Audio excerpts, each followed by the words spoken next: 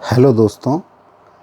देश की 80% समस्याओं के मूल में दो ही चीज़ें हैं, एक जातिवाद और दूसरा भ्रष्टाचार। आज उनमें से एक यानी जातिवाद की समस्या के समाधान पर चर्चा करेंगे कि यह कैसे खत्म हो सकता है।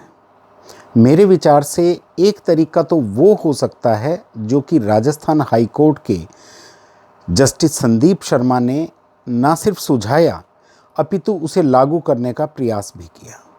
उन्होंने एक ऐसे केस की सुनवाई करते समय यह आदेश पारित कर दिया कि न्यायालयों में किसी भी व्यक्ति की जाति ना लिखी जाए, ताकि निर्णय करते समय जज साहब के ध्यान में केस के तथ्य हों, बल्कि पक्षकारों की जातियां बिल्कुल ना हों। क्योंकि संविधान के आर्टिकल 14 में समानता की बात की गई है, तो पक्षकार की जातियां बताने से पक्षकारों को इक्वल ट्रीटमेंट अदालत से मिलने में कहीं ना कहीं कठिनाई होती है, तो जातियां ना बताई जाएं।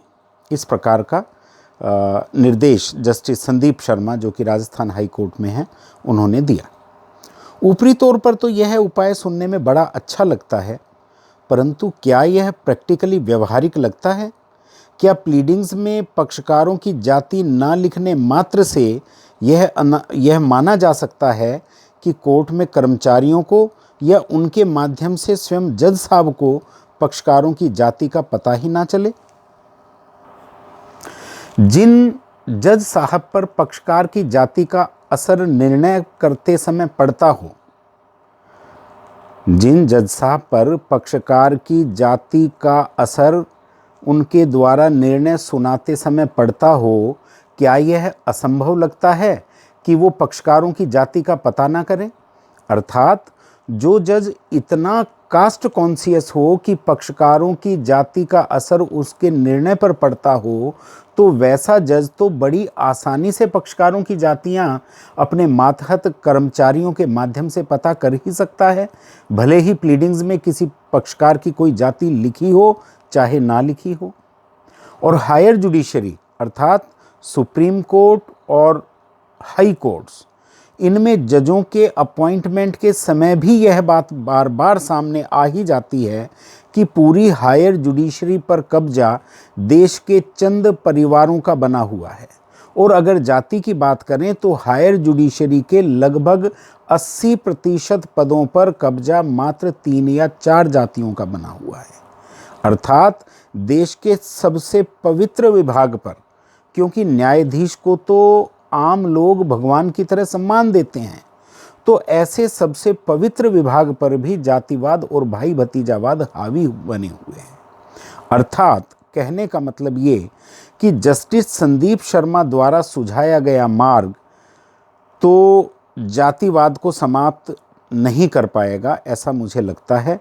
हालांकि उस कदम का भी कुछ ना कुछ असर जातिवाद को समाप्त करने पर अवश्य, ऐसा मुझे लगता है। अब हम दूसरे उपाय की बात करते हैं। आपको क्या लगता है? इंटरकास्ट मैरिजेज यानी अंतर जातीय विवाह जो होते हैं, अलग अलग जातियों के युवक युवती जब विवाह करते हैं, तो ऐसी विवाह से उत्पन्न बच्चों में क्या जातिवाद का उन्माद होगा? वैसे ही जैसे कि सजातीय वर वधू जब विवाह करते हैं तो उनके बच्चों में होता है। मेरे विचार से तो इंटरकास्ट मैरिज करने वाले हस्बैंड एंड वाइफ भी जातिवाद के बिल्कुल खिलाफ होंगे और उनसे उत्पन्न बच्चे सिर्फ भारतीय होंगे, किसी जाति विशेष के नहीं होंगे। कारण ये कि क्योंकि उन दोनों की जातियां अलग अलग हैं, तो पहले तो वो विवाह के समय ही समाज के विरुद्ध जाकर विवाह करते हैं, तो उनकी अपनी अपनी जाति के जो बंधु हैं, जो समाज है, वो उनकी मदद को उस हद तक आगे नहीं आएगा जिस हद तक आम तौर पर सजातीय विवाह करने वाले युवा युवतियों के बच्चों की मदद के लिए या उनकी स्वयं की मदद के लिए समाज आगे आता है।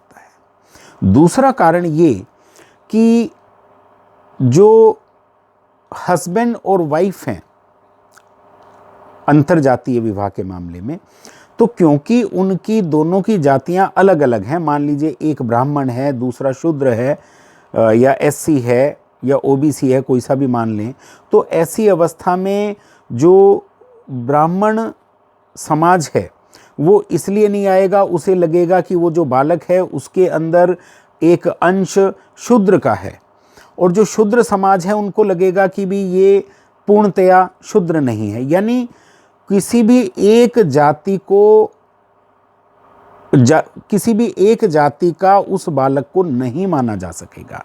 ऐसी अवस्था में जहां उसका पालन पोषण भी एक अंतरजातीय भावों के साथ हुआ हो, जहां पर कि उसमें माता की जाति के भी और पिता की जाति के भी संस्कार आए हुए हों, ऐसी अवस्था में उस बालक से यह आशा करना कि वो भी पूर्णतया जातिगत होगा और जातीय उन्माद उसमें भरा होगा, ऐसा हम बिल्कुल भी अपेक्षा नहीं कर सकते। इसलिए इस बात की पूरी संभावना बनती है कि इस प्रकार की शादियों से जो बच्चे उत्पन्न होंगे वो सिर्फ भारतीय होंगे, किसी जाति विशेष के नहीं होंगे। और क्योंकि आमतौर पर इस प्रकार के जो बच्चे उत्पन्न होते हैं वो अपने पिता की या अपनी माता की जो समाज हैं, क्योंकि शादी के समय उनका लिंग आमतौर पर कट जाता है उस समाज से, तो वो बच्चे भी अपने माता पिता के समाजों का सीधे सीधे जाति आधार पर कोई लिंक स्थापित करके उनसे लाभ नहीं ले पाएंगे। इस सब का कुल मिलाकर असर यह होगा कि जातिवादी मानसिकता धीरे धीरे नेपथ्य में चली जाएगी और पूरे देश में सिर्फ राष्ट्रवादी भावों का, भारतीयता का ही बोलबाला होगा। निर्णय व्यक्ति की जाति देखकर नहीं अपितु केस के तथ्य देखकर होंगे।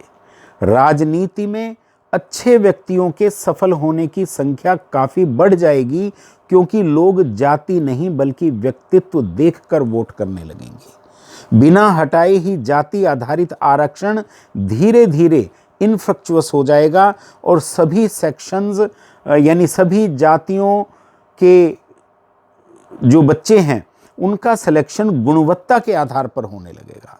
कहने का मतलब ये कि राष्ट्रवाद फलेगा फूलेगा मगर जातिवाद नेपथ्य में चला जाएगा और धीरे धीरे हिंदुस्तान से ये समस्या खत्म हो जाएगी। धन्यवाद।